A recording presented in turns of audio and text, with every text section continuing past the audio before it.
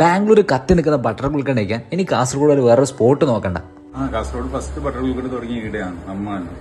പഴം ചെറുതായി സ്ലൈസ് ചെയ്തിട്ടിട്ട് അതിന്റെ മുകളിൽ ബട്ടർ നന്നായി വിതറിയിട്ട് ഒരു വലിയ പീസ് ബട്ടർ സ്കോച്ച് ഐസ്ക്രീം വെച്ച് അതിന്റെ മുകളാണ് ഗുൽക്കണ്ട സ്പ്രെഡ് ചെയ്യുക. നമ്മൾ ഗുൽക്കണ്ട് ഡയറക്റ്റ് ബാംഗ്ലൂരിൽ നിന്ന് ഒഴിപ്പിക്കുന്ന ഗുൽക്കണ്ടാണ്.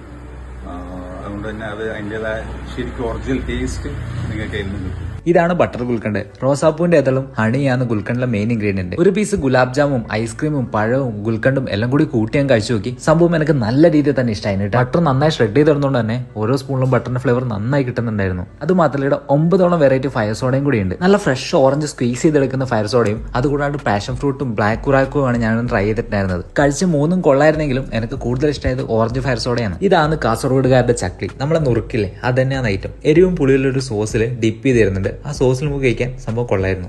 കാസർഗോഡ് മാംഗ്ലൂർ റൂട്ടില് കുംബ്ല ടൗണിൽ നിന്ന് ഒരു 1.5 കിലോമീറ്റർ വന്നാല് ആരിക്കാരിയിലാണ് നമ്മൾ ഷോപ്പുള്ളത്. വൈബ്. അപ്പൊ ഇനിയും കാസർഗോഡ് ഗുൽക്കണ്ട കഴിക്കാത്തവരുണ്ടെങ്കിൽ ബാംഗ്ലൂരും പോകേണ്ട ആവശ്യമില്ല, നേരെ ഇങ്ങോട്ടേക്ക് കിട്ടും. അപ്പോൾ എല്ലാവരും കഴിച്ചു നോക്കാം, ഫീഡ്ബാക്ക് അറിയിക്കാം. ബൈ.